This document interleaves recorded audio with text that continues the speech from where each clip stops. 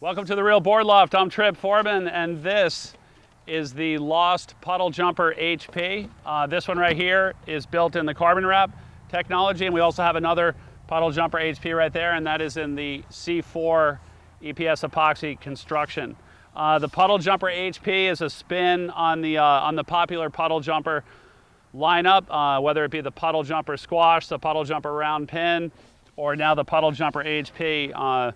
I would say hands down the best-selling series in the Lost lineup, like the last 3, 4, 5 years, has been the Puddle Jumper, and this is an extension of that line and a natural board for somebody to look at that rides puddle jumpers. There's a lot of people that thrive on the Puddle Jumper, and then they just can't find that next board to go to that that basically rides as easy and makes them surf as well as a Puddle Jumper. So this board is that board. This board basically makes getting your next board and taking your next step in performance really, really easy, especially if you have a Puddle Jumper and you're keeping it or if you're replacing it.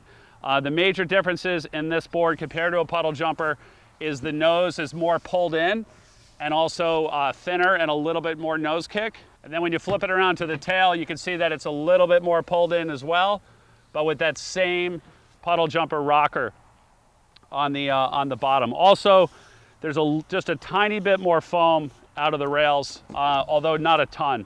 So what does this do for you? This basically gives you a similar width of the board, because I think that's where a lot of the confidence comes from in this board, and then also the planing ability.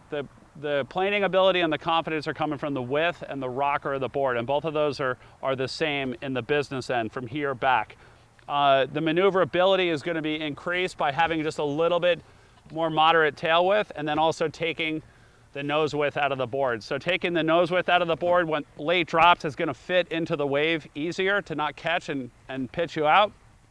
And then also when you're swinging the board through the turns, any reduction in the mass of the board up here, although it may seem minimal, when it's out here, it's magnified by quite a bit. So that's the main differences, and having something that's going to feel underfoot 90% the same as what you're used to riding and what you're riding 100 days a year on your other board is going to make it a lot easier of a transition. This board comes standard with a 5-fin setup. We have customers using them as thrusters, as quads. We've also fooled around with a twin plus a trailer, which always worked on all the other Puddle Jumpers before. It also works on this board. Then you can also fool around with 2 twin fins plus small quad trailers. That also works. And then if you want to go full drive down the line, you can go with a raked set of controller fins in the future boards, or the split keels in the FCS2. And those ones just have ton of linear down the line speed.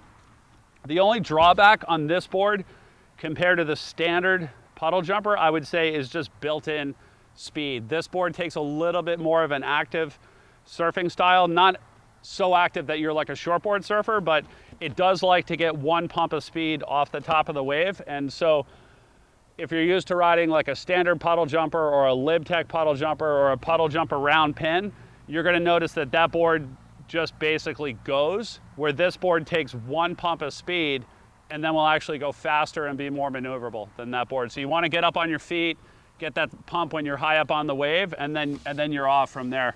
I had a ton of fun surfing these boards, basically since I got them earlier in the spring. I got a chance, actually the first time I surfed this board was in the wave pool in Austin, Texas, which everybody was like, oh, it's a tricky wave, and right off the bat had a blast surfing it, which I would not put to my ability, but I would put it to just the confidence of the design. Then rode this board a lot back here in Cape Hatteras. I took the C4 with us when we went to Costa Rica this summer, and rode it quite a bit at Ollie's Point and Witch's Rock, and had an absolute blast on it. So really fun board, really familiar feel, but with more performance built into it. It's the Lost Puddle Jumper HP, available in carbon wrap, in C4, and then also in PU poly. If you have any questions about this board or want to place an order, give us a call at the shop, 252-987-6000, or look us up online, realwatersports.com. Thanks for tuning in.